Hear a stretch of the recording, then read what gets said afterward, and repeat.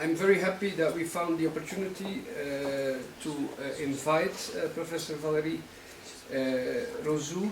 Is that correctly? Charming. Yeah, okay. Now, I have printed her CV because it's a very long one and an important one. So she's a doctor in political sciences and is international relations and a lecturer in international negotiations at the Université Catholique de Louvain. She has a special expertise, as we will see, in memory, conflict resolution and reconciliation, and studied the Franco-German case, the Franco-Algerian one, but also Rwanda and South Africa. She was a Jennings Randolph Senior Fellow at the United States Institute for Peace, one of these important NGOs in the field, from 2010 to 2011. She previously taught international relations at the Institut d'études politiques of Lille and Grenoble in France, of course. As a postdoctoral researcher, she worked at the Johns Hopkins University School of Advanced International Studies in 2001, in 2002, and the Center for International Studies and Research, actually, and so on and so on. It's a very international. I get old and older. You have a very international. International relations, I think. Of course, yeah. But so basically, well, what I wanted to say is that we met maybe already a year ago, and we saw that we have many interests in common, and as a group and TAPAS, we have many interests that we share, and not many people work on it from this perspective, and we thought this was a great opportunity. So that's all I want to say. I'll give you the word, and thanks again for coming. Well, first of all, I would like to thank you for giving me this opportunity to share some views, yes, and this is a privilege for me. This is also a pleasure. I love Ghent, and it's always a kind of feeling, wow, Belgium is so beautiful. Each time I go a bit further than Brussels, so that's a bit romantic as well. Anyway, my objective today is really to question a fundamental tension in transitional justice, which is this tension between memory and reconciliation that you probably already know very well. But before starting, let me give you just a few elements to introduce myself, to tell you from where I do speak, not for the CV, but just for you to understand my perspective, which is maybe not so common. So by training, I'm a philosopher and a political scientist, and as a philosopher, language matters to me. So the use of particular concepts means something. And from that perspective, it strikes me that the notion of reconciliation seems to be everywhere, from Côte d'Ivoire to Afghanistan. So in Ivory Coast, I remember that the first official statement made by President Ouattara stressed reconciliation as the main challenge to face. In the Balkans, where European representatives depict reconciliation as a fundamental condition to join the EU, while most individuals in the field, and I was in Belgrade a couple of months ago, consider reconciliation as a dirty word. In Libya, where European leaders explain that the objective is not to export democracy any longer, but to favor national reconciliation. In the Congo, and Congo is so important to me, being Belgian, where everybody underlines the importance of reconciliation, even though civil atrocities remain tragic. And in Afghanistan, the circumstances are radically different, and yet protagonists also refer to reconciliation to describe what I see as a political deal between the Taliban and the government. So I don't need to multiply the examples. You probably have a different case in mind, but which would fit, I hope, to that. My question is, why do we insist on this notion now? Philosopher. As a political scientist, I've carried out research on memory and conflict resolution, as you said, Berber, in different contexts, so Western Europe, the Balkans, and Great Lakes in Africa, mainly Rwanda. And to do so, I met with policymakers, practitioners, and individuals, like you in your field, and mostly victims, survivors. And I have been struck by the existence of diverging and even contradictory attitudes towards the same phenomenon, towards reconciliation. On the one hand, many policymakers, practitioners and scholars call for reconciliation. That was the evident objective, so evident that they didn't even need to mention it. On the other hand, most victims I met expressed a real bitterness towards reconciliation. So what can we do with these two attitudes? How can we consider what is presented as obvious by some and as indecent by others? That's a big distinction. And what I suggest to do during this less than an hour, 1 hour, is that we try to take both attitudes seriously. Because they say, I think that they tell something about the scope but also the limits of reconciliation as a peace-building process. So what I would like to do now is maybe to keep three, I still have 2 pages, so I'm going to save them. The plan will be There's very... more paper there. So Okay, just- good, so I can hold up the funny attitude. So maybe I would like to make 3 points. The first one is about the meaning. What are we talking about when we talk about reconciliation, right? Then the scope, and then the limits. The scope is to say, can we actually demobilize the minds? No. Maybe yes, maybe not. You'll see to what extent we can.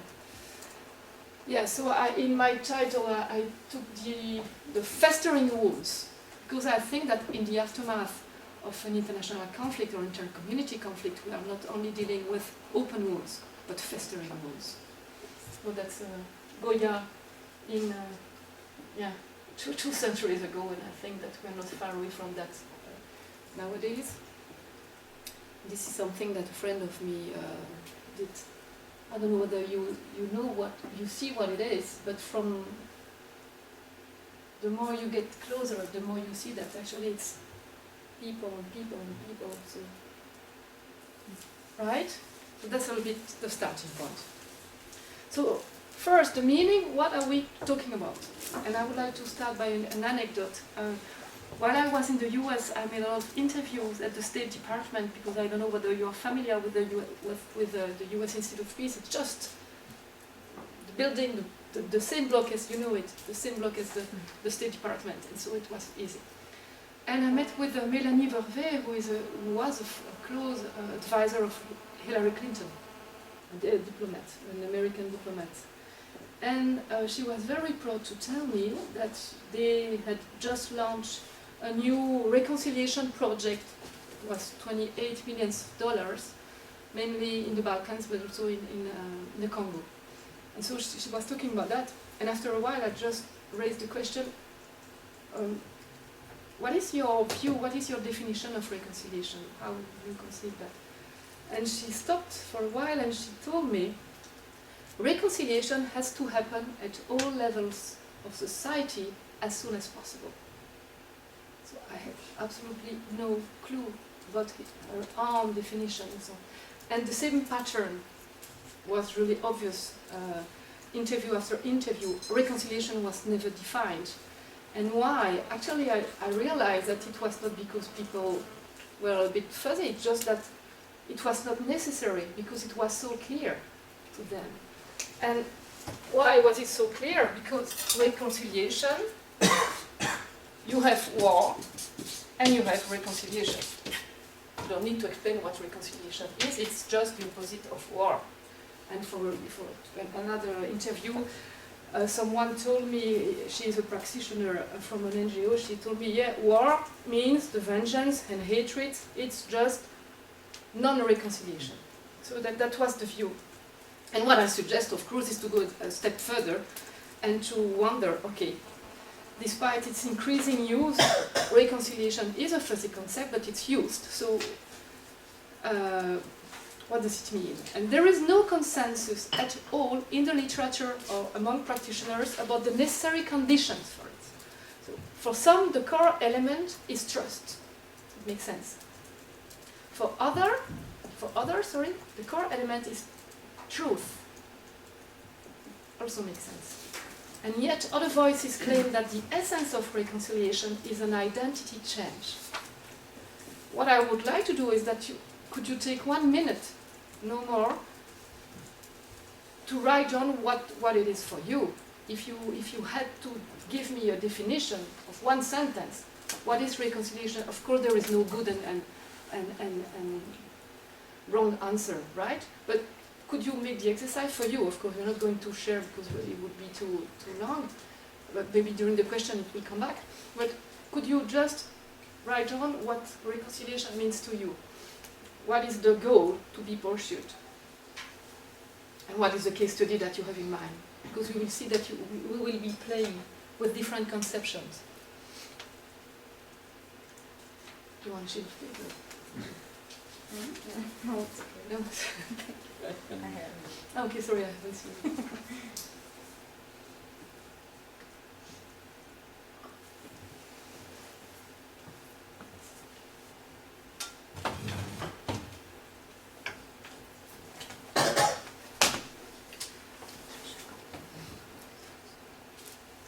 Right? You don't need to be, it's not a PhD of course, it's just a good exercise maybe to wonder, okay, how could I explain that to children? What is reconciliation? Then you have to be clear. So, beyond a large variety of definitions, I think that at least 3 main approaches can be kept in mind and distinguished. The first one, that's a suggestion, it's not the Bible, right, but it's maybe useful for the discussion. The first one is what I call structural approach to reconciliation. Then you have the psychosocial one. And then what I call spiritual approach to reconciliation. So structural, psychosocial ones, and spiritual ones.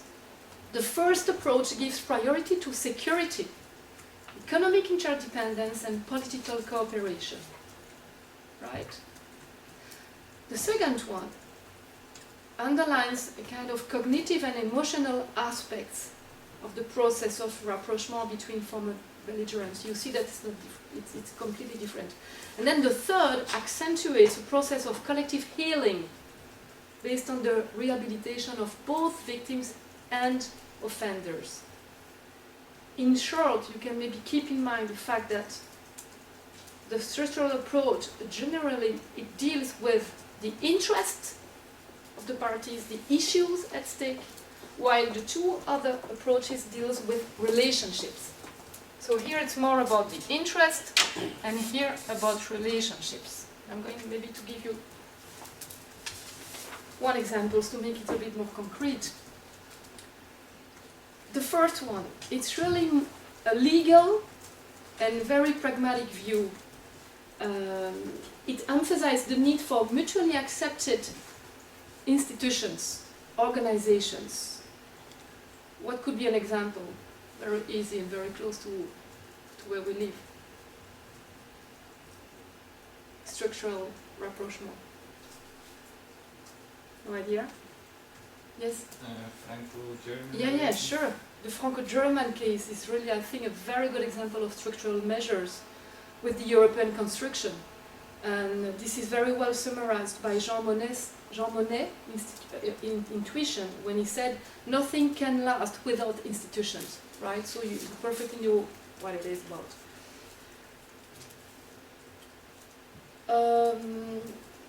The Franco-German case is an international case. When adversaries live together in one single state, structural measures mainly concern reforms like a new constitution, for instance. And a very good case is the South African case. I think I have a couple of pictures for the Franco-German case.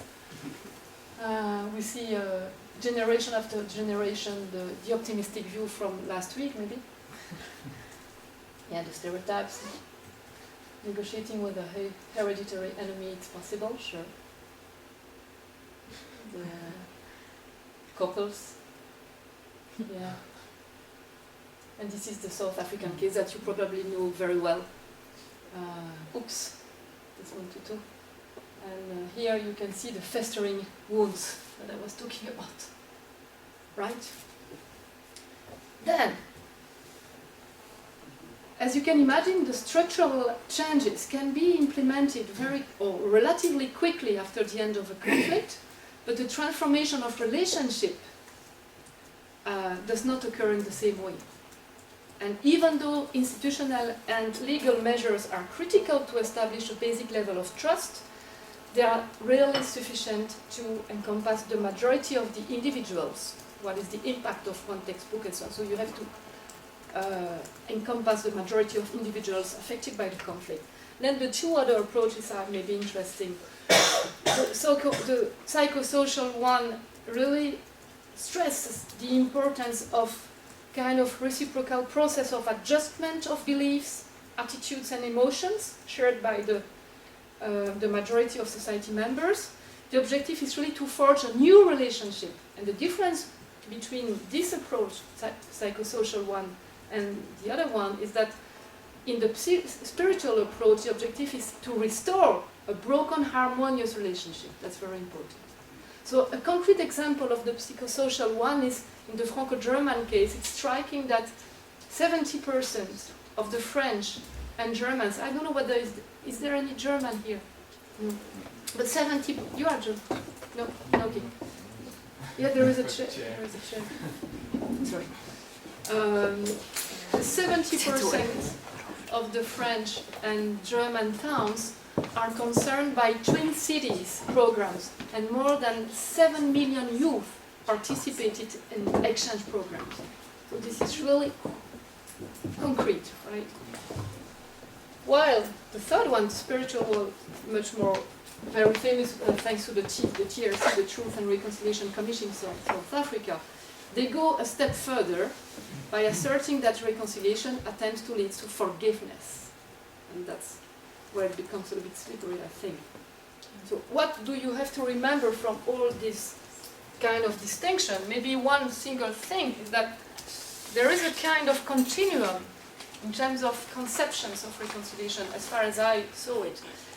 And it's a continuum between a minimalist approach and a maximalist approach. According to the minimalist approach, reconciliation is almost a synonymous of conflict management. You don't kill the other any longer, you are a first step, right? While here, maximalist approach, reconciliation is presented or considered as a transcendent process. You see how different it can be, and the interesting thing is to understand where you are, because you are somewhere on this continuum. So there is a large spectrum of meanings ranging from thinner to thicker conceptions. Why is it interesting? Is it interesting? Not because I think analytically it's important. I love distinctions, but just because it's useful to me. Because to me, it gives different clues to understand the goals that are pursued by the NGOs, by the scholars that we are. Actually, we are part of the game here. If you are somewhere here, very minimalistic view, the objective is coexistence. Coexistence. Here, the objective is harmony. Harmony again. And intermediary views, one of the goals could be respect. Coexistence, I mean that the former enemies comply with the law instead of killing each other. They live together non-violently, even though they still hate each other, for sure, right? They tolerate the other one because they don't have any interest right now to kill him or them. It's a kind of modus vivendi, which is not bad, and surely better than before, but highly explosive, right?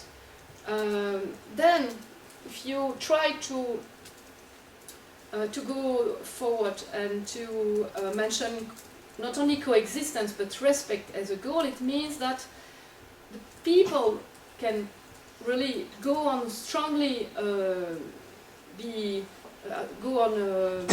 strongly adversaries, I would say, but they do more than simply coexist. they respect each other as a kind of fellow citizens. Mutual interest exists. So they have the concept to negotiate and to enter into a give and take about matters of public policy. They can forge compromise and so on, progressively, naturally.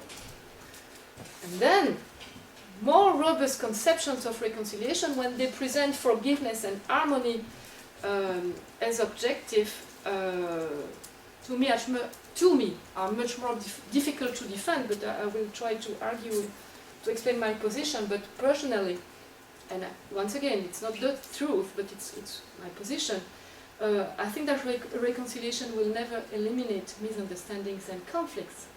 Not at all, but it will allow maybe protagonists to negotiate them. So I would be quite modest. Why is it important for us, for TAPAS, thinking about the past? Because these three objectives are different consequences in terms of memory. If the objective is coexistence, you don't touch on memories, or on the memories of the people. They can keep exactly their memories, right? They coexist with different views, sometimes incompatible, whatever. If the objective is harmony, it presupposes that there is a shared understanding of the past, which is highly ambitious. Great, of course, it's attractive, but highly ambitious. So I think it's quite important. Right, I think if it's all right for you, if it's clear, we can go a step further and trying to launch a question of the scope, if the meanings are clear. And to do so, I would suggest 4 questions to me to keep in mind. That's very traditional. How, where, who, when. And if you have a case study in mind, it could maybe help you. How can people demobilize the minds? But as you know, probably very well, the question after conflict is not only what happened. Historians, most of the historians do that, and so they wonder, okay, what happened? Tack, tack, tack, tack, tack, tack. But the question to me is also, and maybe above all, what shall we do with the past? How to deal with that? This is your obsession with TAPAS, no? So we have a common obsession at least. And this obsession, this is the harmonious view, right? That was echt. That was an ad that I saw in Le Monde, magazine Le Monde. It was in the morning, Saturday, when I saw Unhate, Benetton, and that I said, this is great for the students. This is a maximalist view, right? Well. Let's go. This is maybe less, more tragic. So this is in Le Monde as well. Plantu, you probably know the caricaturist in the French newspaper Le Monde. And this caricature was decisive to me. I was in Groningen to write my PhD. A depressing time, not a depressing place, but depressing time. And I was wondering whether it was useful, and whether, anyway, really something that you probably go through. And I saw that it was about the war in the Balkans, in Croatia. So you see a soldier taking its revenge for its brother-in-law killed in 1917. Then another soldier taking revenge for its little cousin raped in 1944. And this baby thinking to take revenge for his father in 2023. And when I saw this picture, I realized, of course it is useful. Of course I know that it will be my issue for maybe an entire career. Because I realized that it was absolutely not theoretical at all, and very concrete and practical. So the question is, for the how question, the question is now, is not whether one should remember or forget, of course, but how remember and forget in order to move on, right? And I have this experience, another anecdote. I taught a little bit in Port Elizabeth in South Africa, and I had the kind of habit to suggest a video, short video about South Africa that I used with my students in Wallanoeuve, in Bologna, where I do teach as well at the Johns Hopkins University, in The Hague and so on. So it's a kind of basic video that I thought it was pedagogical and so on. And then during the video, even though I thought it was the ABC, right, of the apartheid, two students left the room, and okay, they are going to the toilet, right?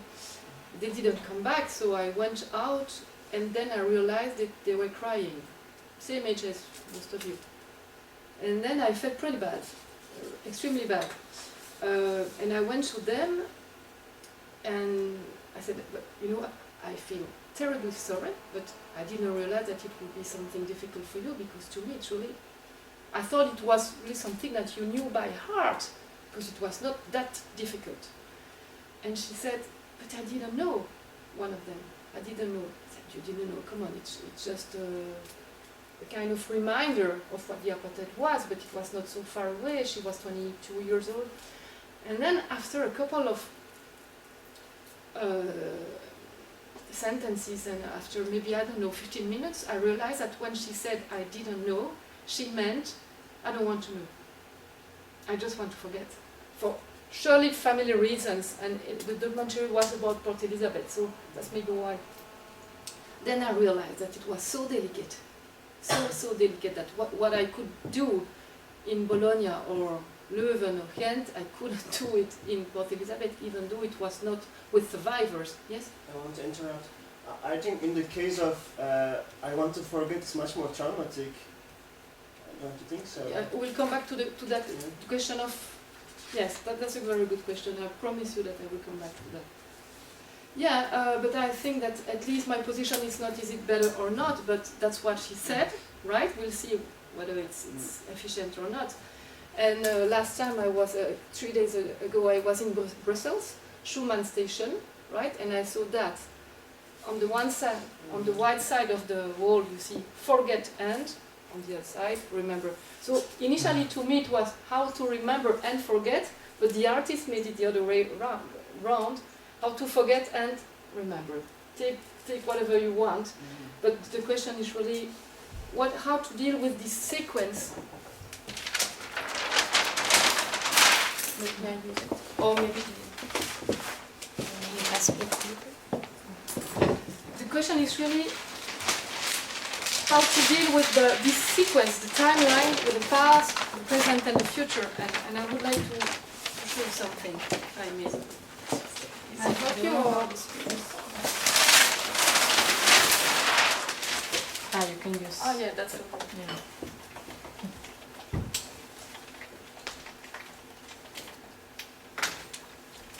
Come back to your question, since we have a technical break. I think that if there is a trauma, you don't have a way to avoid it like that. The question is not whether silence is traumatic or not, but when do we have to talk? But, so it's not whether, but when. Go back. Thank you so much. What is it? This is. If it's okay for you, I'm going to, right? So let's come back to this timeline with the past, the present, and the future. And what I realized after going to Rwanda or the Balkans and so on, that in people's mind, the past after the war was, the importance of the past was so significant, much more salient than the importance of the present, and even more the future. This baby in the caricature, I mean, his future would be just to take revenge. I mean, there is nothing about his own life. It's all about taking revenge. So it's just like if, almost something like that. The past and the present are together, right? And it's very frequent that in Rwanda survivors could share something like, we survive, but we are dead, something like that. So a kind of confusion between past and present. And I think that in people's in the minds of a lot of NGO workers, practitioners, the objective of a reconciliation process would be to get to a point where the society, of course the past is there, you're not going to erase it. The father is dead, right? There's nothing to do about that. But it doesn't take the whole room in people's mind. And so you still have energy for the present, and you hope that the future of the next generation will be a bit. So that's, I think, one of the basic hope of the how, this sequence. But it's not easy, that's not easy. Yes, I came back to this. Do you know the formula gueule cassée in France? The gueule cassée, that's this war veterans with terrible facial injuries, right? And so it's difficult to conceive a bright future when you have that kind of faces. And in Rwanda, I saw people who were not that far from that. Also, in terms of future, I met an incredible number of people, women, who were not able to have children. There is no literature about that, but I'm sure that there is something which is not only physical. Anyway, something that I would have to get back in another publication. So, knowing that,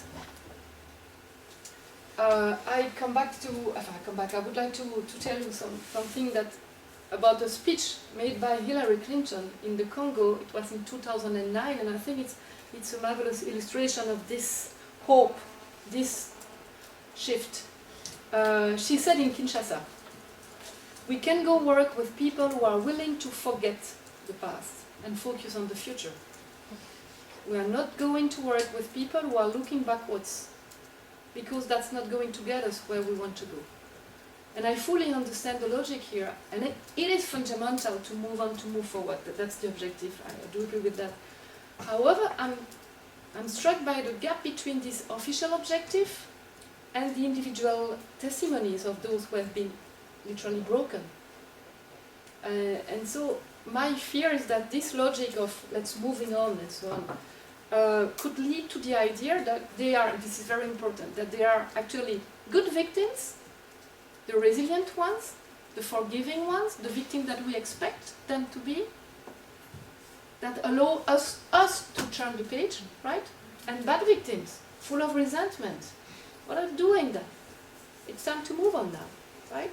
So this logic, to me, could actually be an additional violence to the victim. So I think that there is something even not only in terms of political science or history or something, but in terms of ethics, that could be, that there's something here at stake.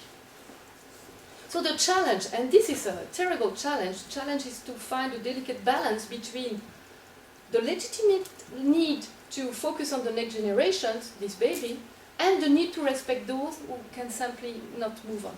That's a challenge. So people can try to change the structures. We can come back to that if you want later, but I'm not going to be long now. Or to change the narrative, and you had last week this example of work on textbooks. Here I didn't know that you had that, but I took this.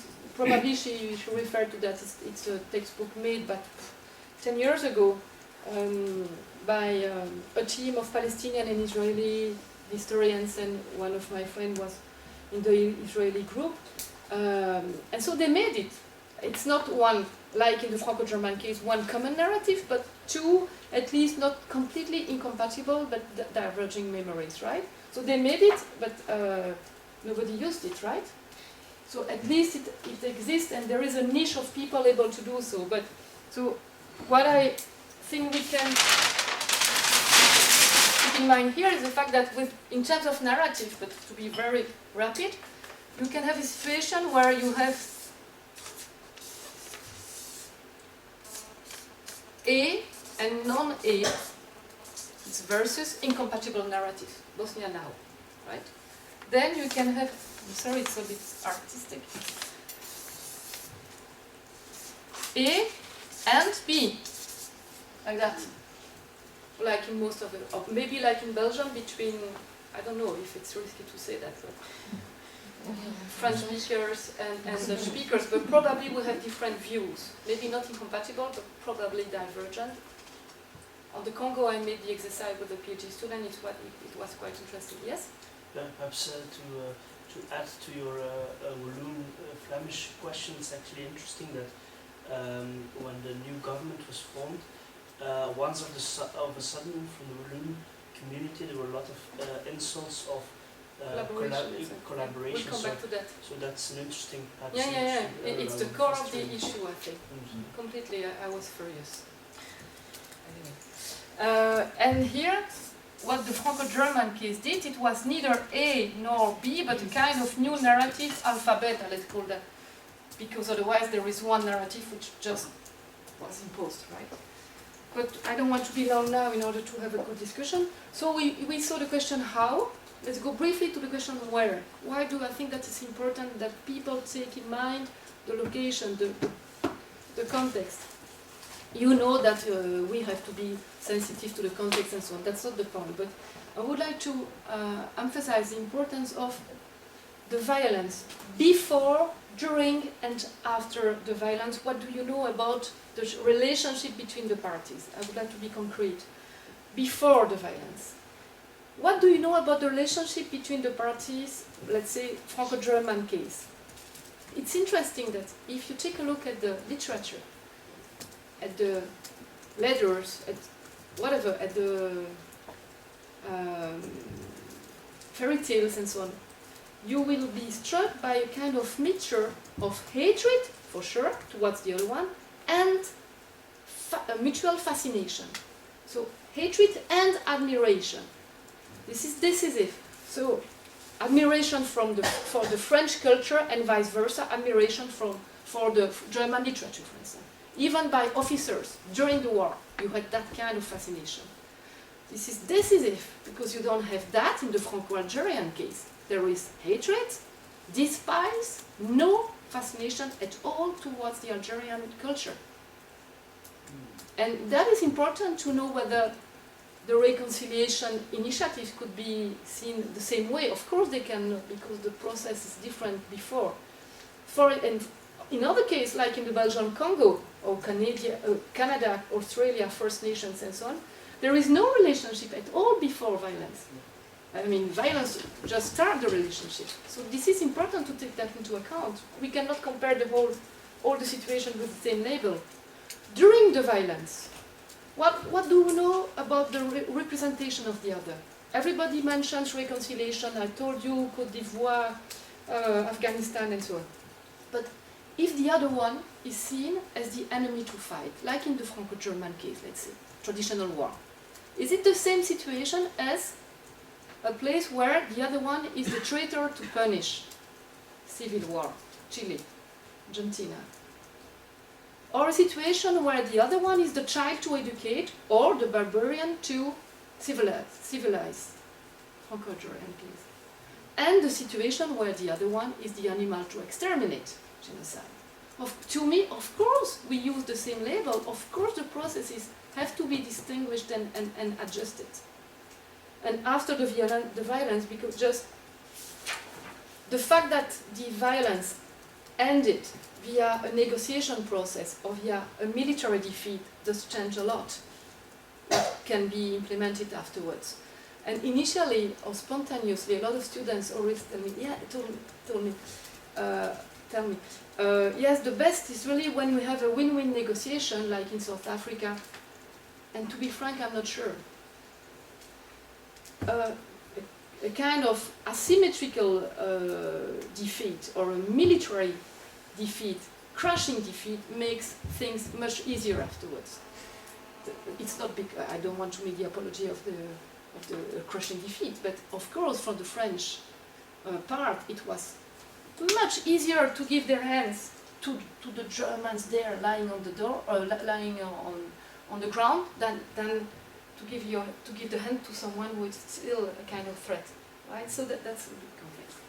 So you see that the where question is also important. The who question, this is agency is a key variable, and Jean Monnet, who said nothing can last without institutions, before that he had mentioned nothing changes without people. Okay? So here we are with the bottom-up, top-down process, with the, you know this tension. I have a couple of images, the narrative. So a lot of people said, no, we have to emphasize the role of national political leadership in launching a process. And of course, they play a big role. But others could say, no. Reconciliation is a process taking fundamentally place between populations. As you probably guess, to be effective, the process has to proceed bottom up and top down simultaneously, or as much as possible on both levels. But I would go a step further. It's not only, I'm going to use it a lot. So we have this tension. And I would add two other possibilities. Reconciliation, call for reconciliation can come from above, from below, but also from outside, and can also be inner. From outside, what do we mean? NGO workers, international organizations, mediators, and they play critical roles in supporting each step of the process. But they cannot impose anything in terms of reconciliation. It doesn't work. I don't know whether you're familiar with the Kosovo, but I mean it's a disaster in terms of reconciliation. We Europeans spend millions of dollars. I don't know how many people were there for years, and in terms of relationship, nothing did evolve. So you cannot impose something here. I had another caricature, not optimistic at all, but it's about Egypt. I don't know whether you remember last year in August, it was this question of repression by the new government of the Islamist, of Frères Musulmans, brother. And European Union, attempts a mediation. So the sentence, it's important to me. Allez, serrez-vous la main, on n'en parle plus. So, did you get it? Shake your hands and let's turn the page. So it could be as ridiculous as this picture. So if you take a look at the discourses, official discourses, it's something like that. So, how, where, who? Last question, when? And timing is decisive. Timing is decisive. In at least 3 ways. I'm not going to be long here, but just I would like to mention the ways, and we can come back if you're interested in. First, in terms of ripeness. When are people ripe enough to favor a rapprochement? When are they ready for that? That's one major question. Then, sequencing. What is the proper sequencing after a war? What do the people negotiate? What do the people negotiate first? Do they reconcile first? Of course not. And 3, and most importantly, I think, duration. What is the appropriate pace? And duration is a big part of the game, I think. You mentioned this trauma. Some events, particularly traumatic violation of human rights, can remain unexpressed for a period of time. I don't know whether you work with psychoanalysts. I know that they are not very welcome in all you are psychoanalysts. I love them very much. They saved me, actually. And so they call that the latent period, right? As far as I know, there is no standard in this matter. However, case studies indicate that the second and the third generations remain preoccupied with continuing feelings of guilt and victimization, especially when past injustices haven't been adequately addressed by their parents' generations. I worked a little bit on the Armenian-Turkish case, and I have all the time this feeling, but my goodness, it was yesterday. It's 1 century ago, right? But when I talk to the people, it's literally yesterday. I mean, everything is so vivid. And yes, it was in a newspaper, and it was a picture in Los Angeles last April. Our wounds are still open. Yeah. So yesterday. Yeah, and this I don't know. Do you know this picture? Après le massacre de Samothrace. It's a French one. Vinchon, probably not. Doesn't matter. I love very much this picture. Maybe it's not clear. Maybe you see a bit more. But what is it? You see actually the three generation, what I call the three generations effect. So it was after a massacre early 19th century, and you see a great, you can guess, right? It's a grandfather with a grandson, probably the mother of the son, and the daughter of the grandfather, and probably the father of the son, of the grandson. Okay, he is killed. She was obviously raped. She is naked, right? And what is very, very interesting in this picture, and it's not good here, but when you see that, really, I felt so moved, because you see that it's a disaster all around, but there is a kind of line in terms of ISIS, and you see that it's hope. It's not full of hope, but there is hope, because for him, it's not completely over. The game is not over, and for him there is someone he can rely on, right? And so this phenomenon of three generation constantly comes back in my research. I did participate in a documentary on the impact of the First World War in Dinant. So I come from Dinant. Dinant is a small, very small city in the south of Belgium. It was First World War, and I can tell you that the traces of that stuff are still extremely fresh, even though it doesn't seem. If you are interested in the documentary, I will send you the link. It's available like that. So reconciliation is not a marathon. Is a marathon. It's not a sprint, right? And this is decisive, because a lot of NGO workers don't realize, I think, enough, and it's a little bit difficult to realize that it's not a question of years. It's a question of generations. That's difficult to integrate. It means that you can do a lot of, you can spend your whole life, devote your whole life, but it's a part of the process. That's difficult to accept. And it's not a good reason not to start as soon as possible, of course. In Rwanda, one survivor deeply involved in reconciliation process, and she had suffered so much,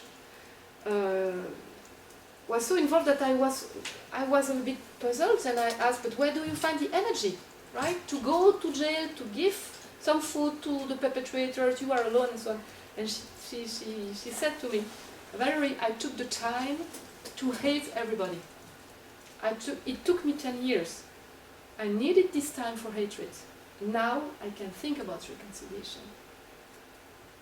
This is impressive, but once again, the mere passage of time does not systematically generate reconciliation, right?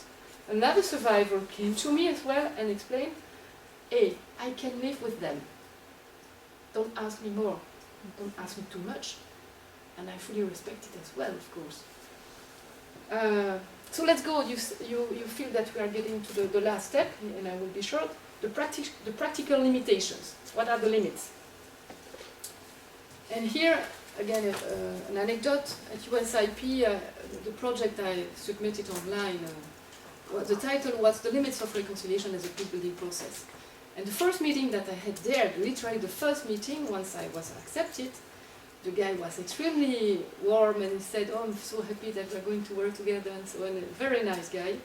But you know, Valerie, I don't understand the title of your research. Reconciliation has no limits. I said, oh my goodness, I'm happy that he was not the one who decided, because otherwise I wouldn't have any chance. But so, to me, yes, reconciliation has very big limits, and at least two that I would like to present it. The first one is that, to me, reconciliation fails to promote the transformation of the relationships between the parties when A, is presented as a sparkling political program coming only from above, B, when it's presented as a miraculous formula coming from outside. It's not going to work. From above, the victims I met, or maybe there is a bias, I don't know, maybe I'm attracted by them, but the victims I met simply resist when they felt something like politics of reconciliation. It was like an ideology that despised the sufferings endured in the past. So once again, a reaction of a Rwandan survivor. Reconciliation. This word became unbearable to me. It's perfectly indecent after a genocide. to reconcile, as it is written in the dictionary, consists in making people at odds agree again. Do I have to consider that what happened in Rwanda in 1994 is a product of a dispute, a disagreement, and therefore that it would not be understandable not to reconcile? Do the people who use this word all the time realize that its meaning is fundamentally simplistic? The same thing, it's not only Rwanda. If you take a look at Jean Améry, did you have someone working on that? Yeah, you know him. You know, everybody knows him, no? Jean Améry, like that, very shortly. Why? Jean Améry was Austrian when he came in Belgium during World War II. He was a resistant. He was caught in Antwerp, if I'm good. Yeah, I think so. And then they realized that he was not only resistant but also Jewish, right? And he was tortured, sent to different concentration camps, extermination camps, Auschwitz included. He survives. He was a philosopher before, so he wrote a couple of things. And among these things, a very important book in my life, at least, Par-delà le crime et le châtiment. It's translated in different languages, and he wrote that.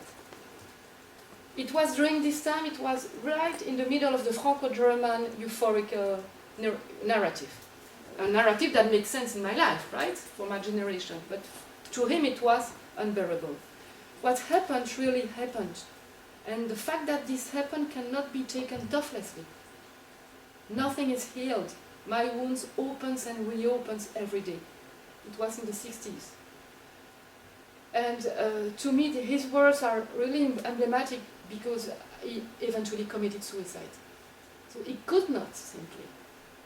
It was not only because he was bad and full of resentment. He wanted to say, ethically speaking, I have a right to express this resentment. Stop telling me not to react, not to resist. So I think that these examples are crucial, and I could give you more and more, but what is the tension ultimately?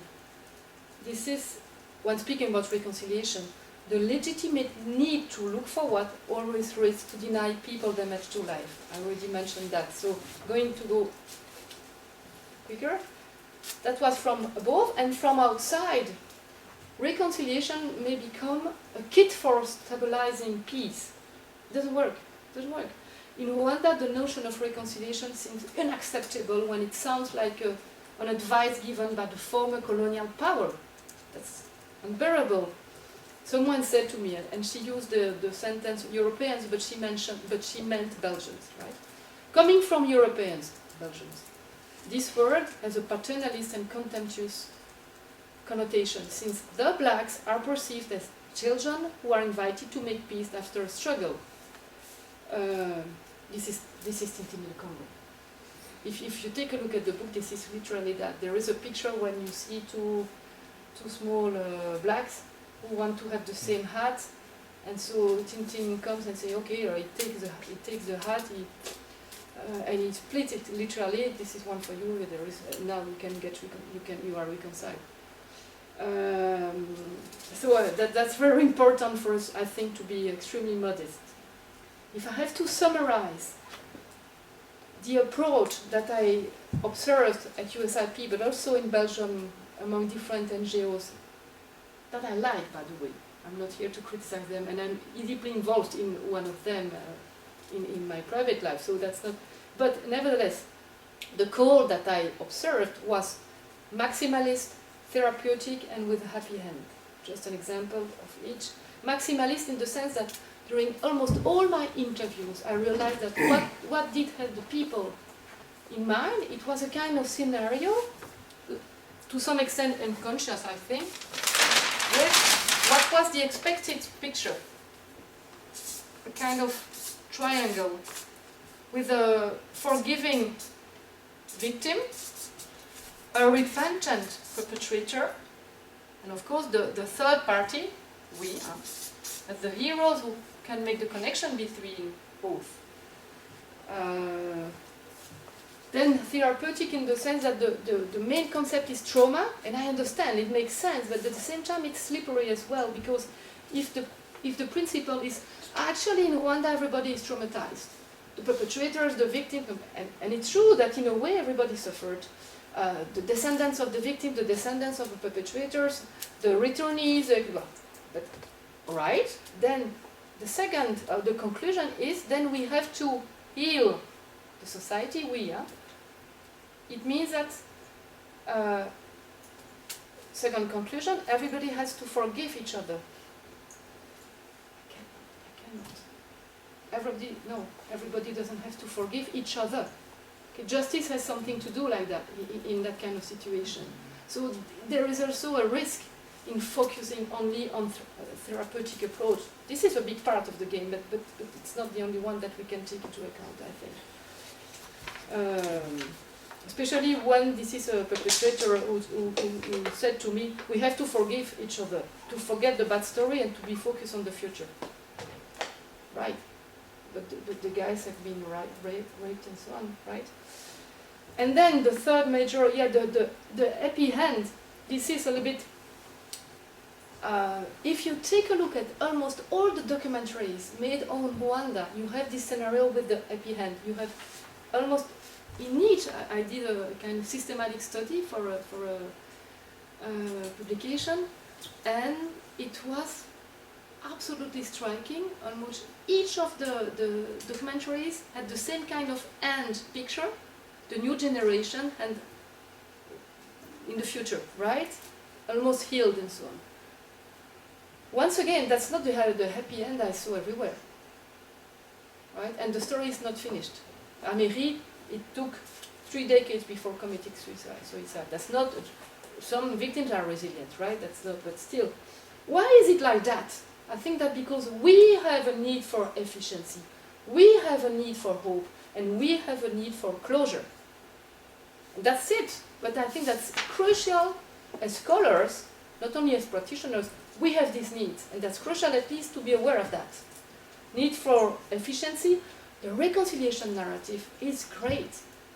I mean, in a 2-minute discussion on CNN or on an elevator at the Congress or in Brussels, 2-minute discussion, you can say, we need reconciliation project because people have a kind of background from the Bible or also from the personal development. You can reinvent yourself. I mean, it is extremely efficient. People understand forgiving victim, repentant perpetrator. We can turn the page. That's what we need. So extremely efficient. Second, it reassures us in terms of hope because you can turn especially in Belgium regarding Rwanda. We are a part of the dark pages, right? Plural from. So of course we want to turn the page as soon as we can. I saw Belgian diplomats crying during an interview. And they were, normally they are very good in mastering their emotions. Right? And the third thing, when I said the closure, I think that last anecdote promised, where was it? The World Bank, it was a screening for a documentary on the Congo, Weapon of War. I don't know whether you saw it. That's a very good documentary. Same kind of scenario, you have a victim, very young woman who had been raped, a real one, and they met also the guy, one of the guys, a former Mai veteran, who was repentant and a bit traumatized and so on, but who really was repentant, obviously. And the whole story was about the process of forgiving. Shall the victim forgive him or not? In a kind of thriller. I have the trailer here, but that was that. And it was very moving, but at the same time, during the whole movie, but actually there are not only the two people there that we see, it's a kind of face-à-face.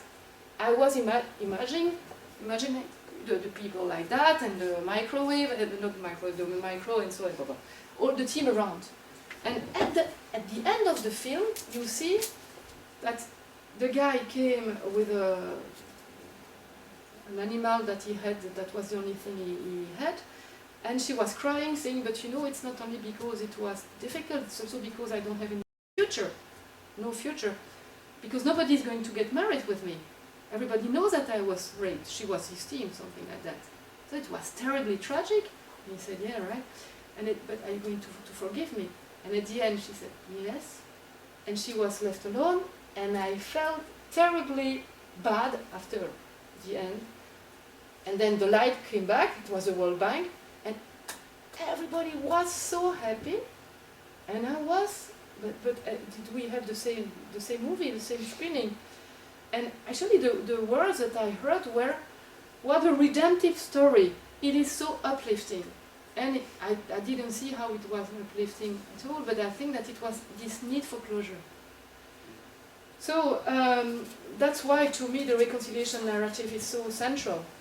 Conclusion. I think that without a fundamental clarification, the concept of reconciliation can be detrimental on the ground.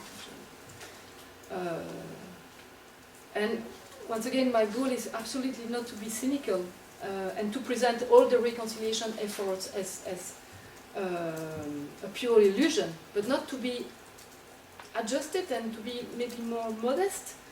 I would like to call for the management of expectations in at least two ways. It's got to be reasonable in terms of aims. Do we search for harmony, of coexistence, of respect, and in terms of timings? Time to move on, right, but it's maybe not that easy. So I think personally that reconciliation in its maximalist sense is not always possible, and maybe not always necessary neither. Unless if we consider that ultimately the goal is not to reconcile with the other, but to reconcile with the world as it is and with the history as it was, then I could understand that reconciliation is absolutely necessary just to go on. So I thank you very much for your attention.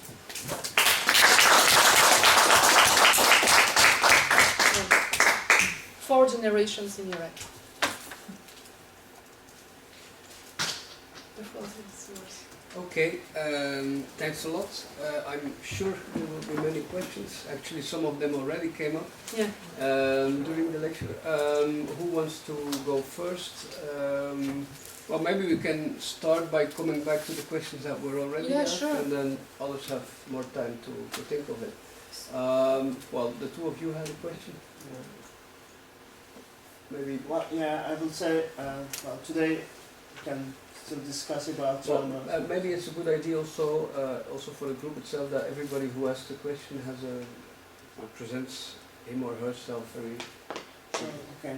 Well, my name is Hasan Işıklı, and I come from Department of Arts, Music and Theatre Science, and I make a doctoral study about awareness of place, how invisible places in the urban scope are discovered and reconnected through the festivals. And in fact, this kind of invisible places are the witness of the past, where there has been traumas. And sorry, I'm flu. I hit with my mouth. Take your time. Yeah. So, if I make a good cluster, briefly, my case study concerning traumas of the past in Izmir, Smyrna, and 2 of them. One is Great Fire of Smyrna. They call it, catastrophe testimonies of Micronesia catastrophe. Another is population exchange, which became a kind of model in the 20th century. And as I had a kind of cultural studies background, during the historical readings, I considered that once you have a trauma, it becomes a kind of your culture. In fact, it reflects really on the daily life discourse. For example, in the case of Armenian genocide or Great Fire of Smyrna in Greek parts, they feel, well, once they are victim, and their position of victim repeats always in their daily life, in their culture. For this reason, when there is a problem or when there is an incident, they put always themselves in a position of victim, and they find a kind of guilty. Whereas in the Turkish part is another case. It's terrible from my personal point of view. They try to put always dirty clothes under the carpet, and more they try to put all the time under the carpet, it needs much more energy, and all the time it's a kind of auto-distraction. They try to destroy the past, to forget, to not remember, or to even to not see. Voilà, so I'd Yeah. like to ask your point Yeah, of but view. I think I would confirm that an official denial, I mean, is just an impact of complete blockage in Yeah. terms of transformation of relationship. Nothing can evolve, and it can stay like that for a century. Mhm. So I think that yes, official denial has a big impact. So I see that today, well, historians are kind of storytellers. They compile the past and they give it to us, and we, let's say the social science, political science, and artists take this materials and see what we can do for the future. Can we make artistic projects to make some dialogues, to think in a new way? So yeah. I don't know whether you're familiar with Aaron Appelfeld. He's an Israeli writer, Appelfeld, and he's a survivor of the Holocaust. And he wrote somewhere that in French it was l'art est la seule façon de sortir de l'abîme de la souffrance. To him, in a way, art at a certain moment is the only way to open a window somewhere, to find a window, to find some light. So It reminds me another psychoanalyst, Jeanine Altounian. In fact, she is French from Paris, but her background is from Anatolia, and she found the diaries of her father during genocide, and she really anticipated and involved to the therapeutic case in these traumas. And she said today, well, there are traumas and there will be traumas, but we have to really engage with them and to always find the otherness. More we find our own otherness and others' otherness, then we become much more flexible. Yeah. Sometimes, so I teach international negotiation, and most of the students in international relations don't have the concept of trauma, and so that's something that doesn't exist. You have the interest of the big powers and so on. I'm a little bit different, and sometimes I say, you know, guys, that you can negotiate with ghosts. Oh, she's crazy. Rosoux is completely crazy. I agree with that, but I really believe that at a high level, right, negotiating even Dayton Agreement or something like that, or the American that they are in Iran or something, there are much more people that we think at the table. Many more people that we think. So I would take that seriously personally. That's a great bridge to Belgian politics, I would say. The I negotiation. believe that Yeah. indeed in forming the current government, many more people were around the table than just the politicians. Sure. They're collaborating or deceased fathers and so on. And so that's indeed your question. Maybe you can. Actually, it was just a remark, not a question, but I have another question. So Maybe very short. Let's come back to the who you are, what you're doing. So my name is Raf Praat and I'm doing my PhD at universities of Groningen and Ghent, and I'm working on antiquarianism in late antiquity, so the 6th century, more early period, and I thought it was interesting because in antiquarianism the past is used as a powerful category to look into modern theorizing, and therefore I have a question. I was really interested by the diagrams of the past being a big category, weighing on the backs of the victims, and there is a confusion between the past and the present. And you told the reconciliation has as an aim to diminish the influence of the past on the present. My question is, do you have any thoughts or secondary literature or theory on the reverse mechanism because in late antiquity you can see that people are intensively cultivating the past and reading the past into the present, so that's exactly the reverse mechanism. So that's like Renaissance, who want to. Yes, for instance, there's a building in Constantinople built in late antiquity, and then the antiquarian author makes an analysis and he says the building was actually built lots of time before that, so you can see the reading of the past into the present. Can you do you have any elaborate thoughts on that? So just a couple of comments like that. So I think that to me the point is really to be able to live in a society where there is a clear distinction between the past, the present, and the future. This clarity, something that helps That's what I think, to be healthy, right? The reverse attitude, I would say, each time you are in a kind of nostalgic spirit, that's exactly that. I mean, so you have to, normally, to go that way, you walk like that, but you know, it's a kind of torticolis. How do you say that in English? I don't know. You know, torticolis? How do you call that? I don't know, but does it make sense in Dutch, torticolis? That's this movement, right? And so suddenly the point is really to do that. Oh my goodness, life is different. I personally experienced that regarding First World War. So I know that it's possible. I don't know that it's not a model, but I know that you can have 30 years of a kind of normal life and actually realize it's much easier when you're in the right direction. Right? So that's why I think it's important. And I have a third thing to tell you. Yeah. At the same time, it's a bit too easy. So I hope it was pedagogical, but of course it's too easy, right? If we have time, we can go further. It's impossible. That's the idea, but you don't master that. You can try to work on the past, but that's very difficult to do that. What you can do, I think, the only thing you can do is to focus on the present, to make it bigger and bigger. You can do that, here and now. You have a kind of ability to work on your present, here and now. Here in Ghent, now it's almost 2 o'clock. And from here, you can go down and go up.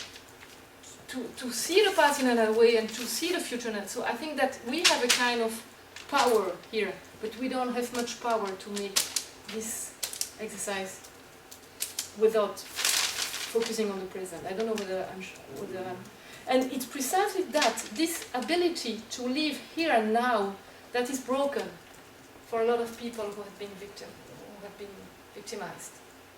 They don't say that here and now, but that's what they meant. To me, this ability to be here now. Dina Reynoso, I'm from the Department of Psychoanalysis and Clinical Constitutional Theory at the University, and I'm doing my research on political trauma, the role of social recognition for victims of political trauma in Ecuador. So I was wondering about those dynamics, the role of justice. Should play something, but we know that justice fails all the time. Fails all the time? Yeah. Would it be so cynical? Yeah. What do you mean exactly? Yeah, Failing all the time? Failing to full change justice. the life of the victims, or? In the sense that you will never reach the full justice for everyone at the level that they want, the victims want. So they are always expecting something else, and that will never happen. And those that have some kind of justice, what is something, but like the expectations are very high. Yeah. So well, anyway, the role of justice in this sense, and also the role of the other. Is because this process is not individual. No. It's not only subjective, as you were saying. No. It's political and it's subjective. And when we also deal with therapeutic approach, we are leaving all the political and psychologization, something that is so.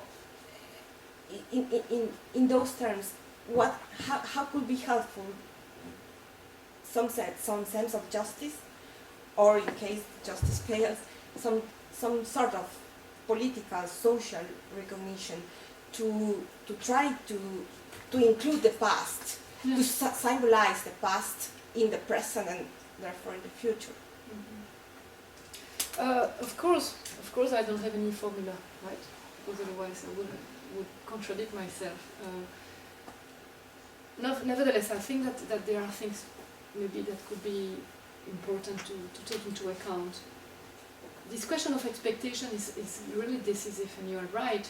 In South Africa, they were so maximalist that they raised the expectations very high, right? And the intuition was excellent, but after 10 or 15 years, sometimes I have the feeling that it's for some victims who actively supported the TRC initially, it's sometimes worse. Because they expected so much, and they're still there without what they legitimately would have to get and so on. So I think that this question of expectation is really decisive. Full justice, you are not going to have it after mass atrocities. Full reparation, no. So that's a part of this reconciliation towards the world as it is. So there is a big wall to accept. Nevertheless, I think that a kind of symbolic justice is not ridiculous neither. So it's not what we would like it to be, but it's not a reason not to go towards that. And sometimes I know that people say that talk is cheap. Nevertheless, when there is nothing and when it's an official denial, I mean, it's terrible. It's terrible for the population. So talk is not that cheap in certain circumstances, and they are collective. I mean, there are specialists here around the table in terms of reparations, but I think that it's worth trying to take justice seriously into account, maybe more than reconciliation, to be honest. Mm-hmm. But it's far more difficult. Mm-hmm. And in terms of hope, closure and efficiency, justice is not going to lead anywhere. Because we have to accept all the time this frustration. And it's a world of conflict, justice. But therefore, I think it's a world of life. So I think that in terms of what can we do, at least minimalist approach, at least to try to, whatever our role is, psychoanalyst, scholar, teacher, NGO worker, official representative, whatever the role, to respect the plurality of reactions. Some people forgive and get up and that's great, let's build something from there. Some other feel full of hatred. I remember someone who told me in Colombia, Valerie, don't touch upon my hatred. That's all I have. Ils ont tout pris sur they took all I had except that hatred. Then I realized, wow, this question of hatred is something to take seriously as well. Let's try to respect the plurality of reactions. Okay, you are full of hatred, what can we do from there? And not from a model you don't fit into. And let's maybe to integrate the fact that there are a plurality of tempos, of timings. So the institutional timing does not correspond to the individual timing. The TRC, 3 years, even if it was remarkable, I mean, that's nothing. Huh? And for some it was perfect, for others it was just to put the right conditions to start a process that would take 1 or 2 generations. So this question of respect for plural reaction, I think that it could help a little bit. Not going to solve the stuff, I hope it can help. And so far I was not impressed by this respect in the different field I know. Thank you for your very interesting talk. I have a lot of questions, but I will just... it's just a starting point. Yeah. I hope to come back. My name is Eva Willems and I'm working on a PhD here in the history department on memory and transitional justice. And I'm working on the Peruvian case, so the internal armed conflict in Peru. And I have a question also about timing, because I really liked your quote about reconciliation being a marathon and not a sprint. And I wonder, what are your thoughts about transitional justice in that respect? Because what transitional justice preaches or pretends to do is really a timing that is transitional, right? So yeah. It's more a sprint than a marathon. So I can imagine that really conflicts with your view on reconciliation, for example. That's a very good question. It's strange, but to me life is all about transition. It's not, life is by essence a transition. We hope that it will be okay, so now we are Of course not. The transition, another one starts again. So I don't understand the transition as a kind of, okay, there is a timeline, a break, and then a transition. In my life, that's not the case. So maybe it's the case in your life, but so if we accept that life is all about transition, the concept of transition loses a little bit its definition.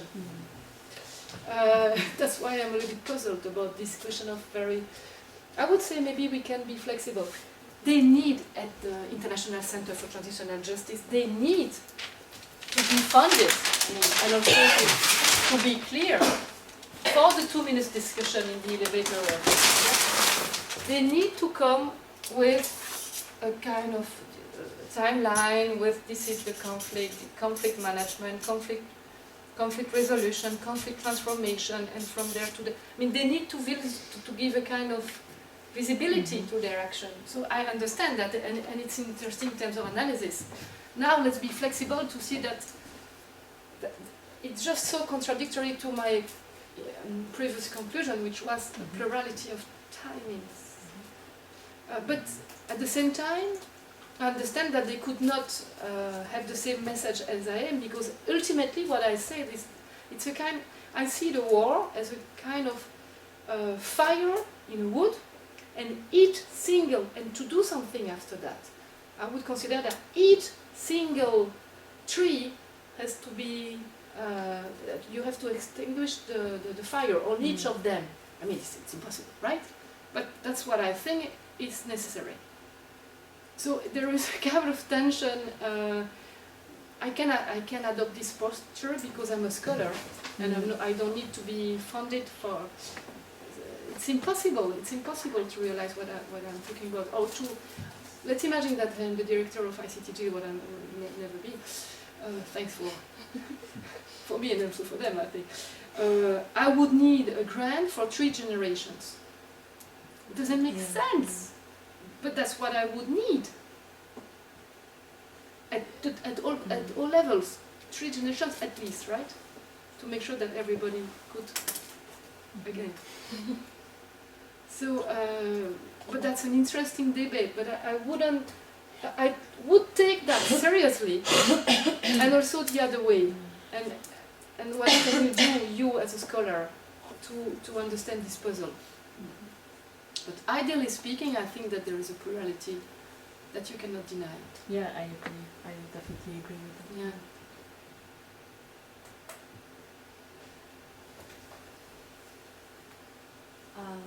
I'm here from a restorative justice perspective, so I could ask a lot of questions about that, but what really struck me, the thing about forgiveness, because it's a story, I recognize it when they are talking about international conflicts, but it's so bizarre at the same time, because I think here, for example, in Belgium, if an offense happens, there's no... People would be very mad if you only even suggest that the victim should forgive the offender. You mean that we expect a lot from people? Yeah, that here it's if there would be rape here, people would think you're crazy if you say I forgive. Yeah, that's interesting. It's true that we expect a lot from people far away, especially in Africa and so on, as I said. And I hope it's unconscious, but I'm not sure.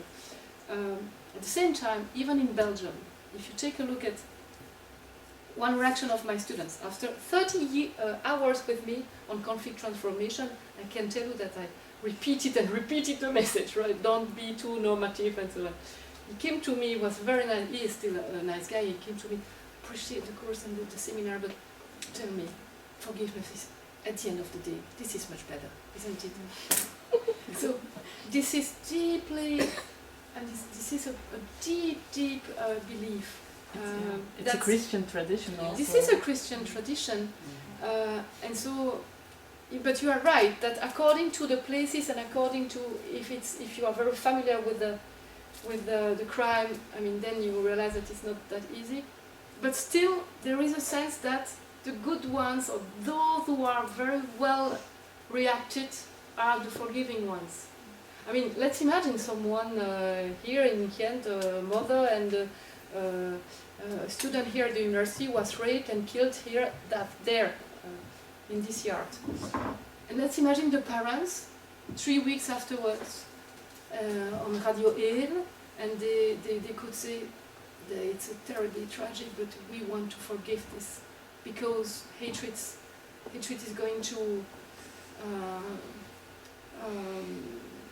be a kind of dark hole for us and for them as well, and life is, everybody would be so impressed. They would get a Dr. Honoris Causa from all the universities and so on. And I don't mean that they are not impressive, but that's a deep belief.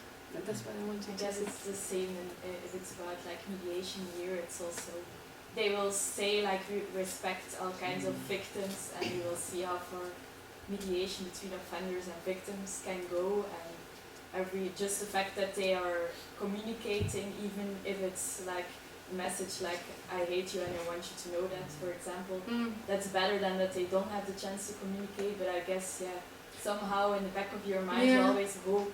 And it's not negative. Be a positive story, and that there's also some kind of forgiveness. Yes, you're right, and it's not negative to me. It's just that it's that, and it's there. That's interesting to be as lucid as possible. I think to just be as efficient as we can. But this question of mediation means that you have the victim, to me, intuitively, the victim, the perpetrator, on the same level, and the mediator who comes, okay, talk to each other. But the point of Améry in his book was precisely, I don't want this same level, you know, via the torture, you consider me like that, less than an animal. You wouldn't have done that to an animal. What I expect now from somewhere, from the justice side, is that at least for you to understand in a kind of empathy. That was his call. Of course, nobody could do it at the time of Franco-German reconciliation, where we tried to make it as smooth as possible. And I understand. And so that's terribly difficult to reach. But his call, I think, was legitimate.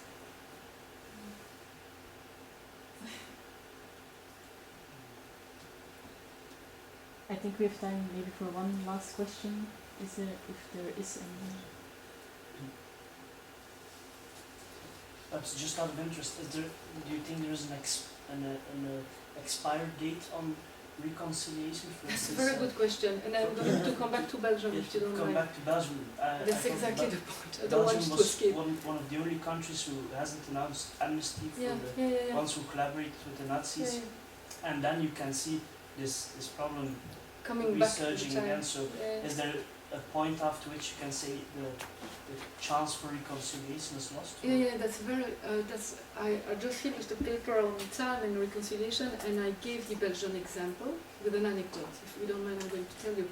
So we had a discussion in Université Libre de Bruxelles with it is an interdisciplinary group, and the two communities of the country, and it was about World War I, I think. Then we went to the restaurant, and I was in front of a very nice guy from Leuven. I'm not going to give any name because you probably know him. And I had an excellent time, excellent discussion, but really to a point where I thought, okay, let's be as open as we can, because I feel that we can go quite far in terms of authenticity. So we started to talk about NVA. And he said to me, you know, I'm a big supporter of NVA. And it was important to me because before that I was in a kind of stereotype from the other side. NVA voters, they are, you know, people with full of stereotypes. So I was myself in a kind of stigmatization of the NVA voters. It means a lot of people, right? But at that time it was not that high. And he said to me, no, it's more complex than what you said. So I was learning so much in listening to him, and I was full of respect. Then I said, but you know, I have a very big project with someone else, from psychology, a Flemish one. We would like to do something in the academia, since on the political scene it seems to be frozen. regarding amnesty, and so something is frozen. Nevertheless, let's be free. I would like to launch something and to have a kind of symbolic recognition that for decades the Flemish culture was despised and so on. And I really think that it has to take place, and I'm still working on that. And I thought, and I expected him to be full of enthusiasm. I had almost my partner. Then he said to me with a big smile and his glass of wine, "You know, Valerie, no, you read Valerie, but it's too late." And he is a very nice guy. And I never imagined that kind of things, working on the Turkish-Armenian case and so on, to me it's never too late. Because I see that generation after generation something is going on. So when he said that to me, I had a kind of shock. Too late? And we still had the discussion, but I realized that there was really a kind of gap, more than a gap. I'm still struggling to understand what he meant. So maybe he meant te laat for the previous Belgium of the Papa and so on, right? But that was not the point. The point has nothing to do with a kind of let's get back to, but let's move on. Just the opposite. So I think that it can be too late for someone if for a party if the party doesn't need, or if there is no interdependence. But I think it's an illusion, because there is always an interdependence at some point. Or if there is not, this is really sad, I think, because we have much more energy when we are maybe not lovers, maybe not partners, but not haters. Still, so that's really a question. But I give a talk, I give a call for partners to do something like that. But I will do it. I don't know where it's going on, but I don't want to die before having done something in Belgium for that.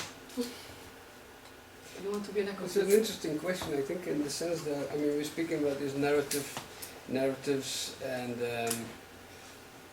I have, is it time for one? Okay, I actually have a little bit of a series of questions. One of them is a very logical one, that is, what about, I mean, we've spoken about justice, right, and ethics. Ethics in the sense of what do we expect from the victim and so on. Of course, as a political scientist, I ask you, where is the structural justice? I mean, what is the difference between asking reconciliation in a situation as in Palestine, where they're still occupying your territory? Yeah. That's an ethically completely different thing than in a situation where really there's nothing to change anymore. So that's maybe one question. The second one is that there's always this idea, underlying idea related to that. What was the violence? What was the conflict? And often there's the idea that reconciliation can come through narrative, through talking, because one, the conflict or the wound itself has a narrative nature, which is, it's an identity wound. It's how you cannot tell that same narrative about yourself anymore. Your narrative about yourself was violently destroyed and so on. That's already a very specific idea of what it is, what the conflict itself was.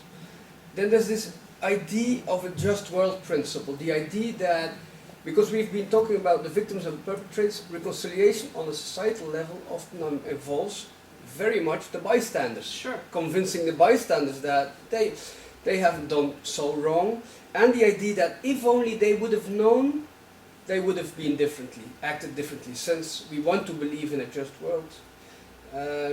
And indeed, I mean, you tell about this romantic implotment, and they want a plot change. Yeah. Now that can take, let's take the Belgian example. Let's say, okay, who has to apologize to who? That's one question. For example, maybe not apologize. Maybe it's more officially recognition. Recognition, acknowledge. Yeah. Okay, acknowledge. Yeah. Okay.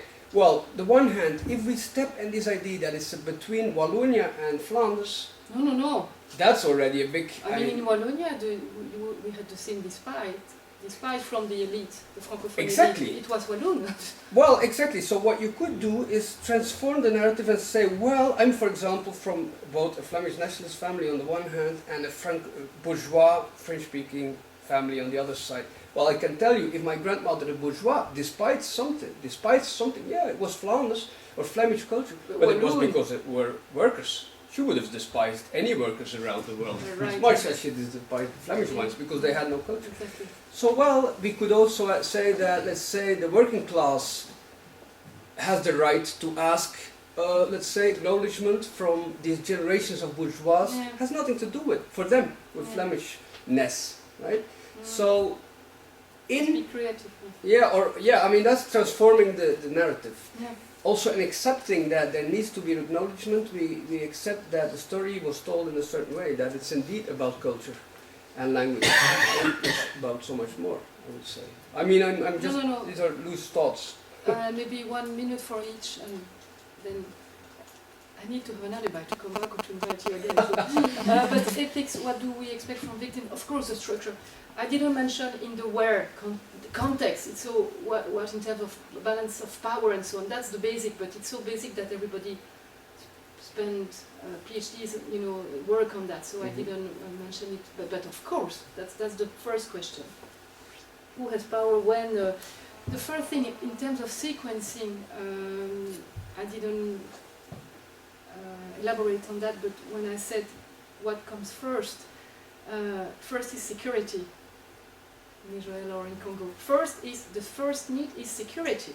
It's not justice, it's not even it's security. Then something to eat for tomorrow, something, then my home, then going to school, and then justice, and then memory. The reconciliation is far. It's really far. And here we have the feeling that there is something. There is something in Libya. I think I remember that the day after the killing of Gaddafi, the day after the killing, so it was still civil war, complete disaster in terms of security, and Nicolas Sarkozy said, now, what is the mission of the Libyan people?